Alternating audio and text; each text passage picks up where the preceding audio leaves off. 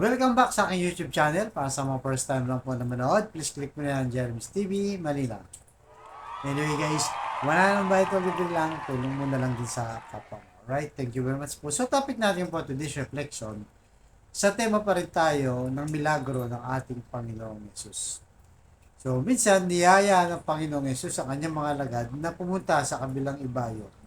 So maglalakbay sila sa Sea of Galilee. So, nung papunta na sila sa laot, habang binabaybay nila yung dagat, guys, biglang hinampas ng malalakas na hangin, biglang bumagyo, hinampas din ng malalakas na ulan.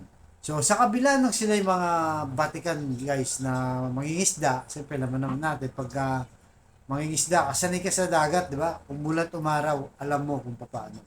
Pero this time, dahil sa sobrang lakas, siguro baka ngayon lang nila na-experience lang, talagang naano sila, nataranta sila, naligalig sila, hindi nila alam kung anong gagawin nila.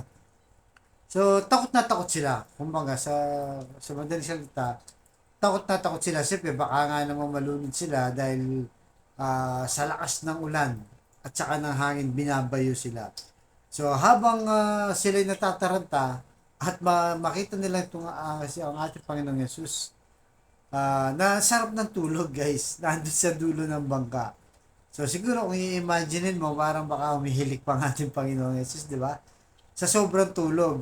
So sabi ng mga alagad, habang binabayo sila ng malalakas na ulan at hangin, guro-guro sabi nila, siguro sabi nila sa isip nila, halos mamatay na tayo, lumulubog na yung bangka, yung iba, tinatanggal na yung tubig sa bangka para hindi lumubog, di ba? Tapos, makita mo pa yun, tulog lang, di ba? Parang sinasabi sa kanya, tumulong ka naman. Mamamatay na tayo. Di ba? So, guro-guro, sabi niya, ginising niya.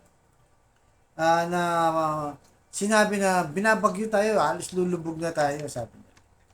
So, kahit parang mamamatay na sila sa sobrang lakas ng ulan tsaka bagyo, at tsaka ng hangin, yun, ginising ang Panginoon. So, ayon sa Marcos, chapter 4, verse 39. Pagbangon ni Jesus, kanyang sinaway ang hangin at sinabi, pumanatag ka, at sinabi niya sa ulan, pumayapa ka, at tumigil ang hangin at nagkaroon ng lubos na kapayapaan. So yun guys, napakalinaw, di ba? Napakaganda ng mensahe. Kaya nga, nagulat yung mga alagad, sino ba yung tao na to? Di ba? Even yung ulan, napapahinto niya. Even yung hangin na malalakas, sumusunod sa kanya. So, kahit matagal na silang kasama ng ating Panginoon Isus, parang hindi pa siya kilala, di ba, ng mga ito. Siguro yung paglaot nila dyan sa bangka na yun, parang sinusubok lang ng ating Panginoong Yesus kung gaano nga sila, kung gaano siya kakilala ng mga ito at yung pananampalataya nila kung talaga solid na sa ating Panginoong Yesus. So, parang tayo, di ba? Kung bata pa lang tayo, madalas na tayo nagsisimba, nagba-Bible study o kung ano pa man. Pero hanggang sa panahon ngayon, hindi mo pa pala kilala ang ating Panginoong Yesus. Na pagka dumating ang mga bagyo ng problema, di ba? Mga ulan ng problema, malalakas na hampas ng hangin o problema, nawawala yung pananampalataya natin. Di ba? Nawawalan tayo ng pag-asa, minsan pinanghihinahan pa tayo. So paano pa yung pagpunta-punta mo, di ba? Ano pa lang anong halaga nun? Kung bata ka pa lang, nasa simbahan ka na, hanggang sa lumaki ka, nagsisimba ka lagi. Tapos mahina pala yung pananampalataya mo pagdating ng mga pagsubok sa buhay, di ba? So, posible siguro na sagana tayo sa dasal, sagana tayo sa mga tradisyon natin, di ba? Bilang isang religion, lalo sa Katoliko at sa mga ibang sekta, pero hindi mo pa rin kilala ang Diyos. So baka kailangan mo lang talaga na mas makilala pa ang ating Panginoong Yesus. Kasi nga, di ba, even yung bagyo na papatahimik niya, even yung malalakas na hampas ng ulan, hangin, sumusunod sa Kanya. gaano pa kaya ang ating Panginoon Jesus kung tayo, di ba, inabutan na kagaya ng mga alagad na sa ganyang pagsubok, di ba, journey lang ang buhay natin.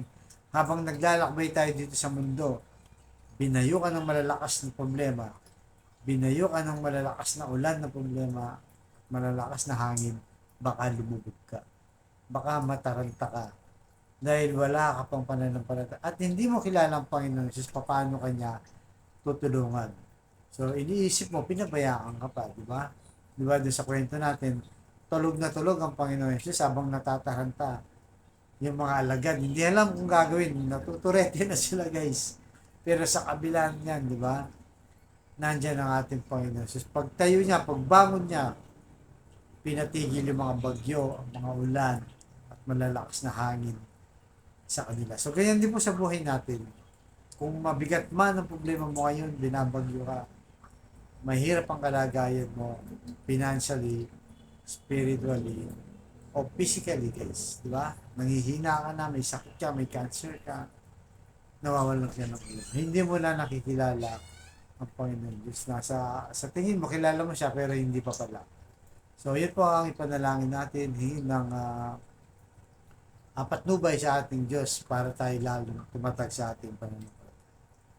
Lord, maraming salamat po sa paalalang ito na akala namin, Lord, kilala ka na namin sa tagal ng panahon na kami nagsisimba, nagdarasal, ngunit hindi pa pala. Tulungan niyo po kami na mas makilala pa namin, mas tumibay ang aming pananampalataya. Lalo na pag dumarating ang malalakas na bagyo ng problema, malalakas na ampas ng hangin ng problema, Lord.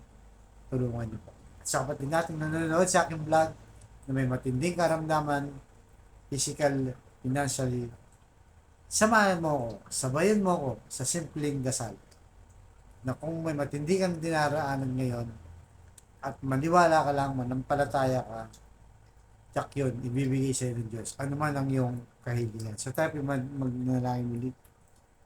Lord, i-bless niyo pang kapatid namin ngayon nanonood sa aking vlog na may matinding karamdaman na physical. Bedridden na, Lord, stage 4 cancer na, at kung ano pa mga sakit na bumabalik sa kanyang katawan, Lord, i-bless niyo po. Ipuhin niyo po yung mapagpagaling na kamay, Lord. Yakapin niyo po para mawala na kanyang karamdaman. At sa mga pamilyang nagkasira-sira, nagkawatak-watak dahil sa hindi pagkakaunawaan, pagbikis-bikis niyo po muli kanilang pamilya. Balik niyo po ang magandang relasyon nila, Lord. At sa financial, Lord, i-bless niyo po kami lahat. Lalong-lalo na yung walang-wala, Lord. I-bless niyo po yung walang-walang mga kapatid namin. Ultimong pambili ng pagkain, ulam, baon, at lahat ng mga gastusin. I-bless niyo po kami ngayon po. So, lahat na ito hiling namin sa matamis na pangalan natin, Panginoon Jesus. Amen. To God, all be the glory. Sa kanan ng Ama, ng Anak, ng Jesus Christ. Thank you very much po.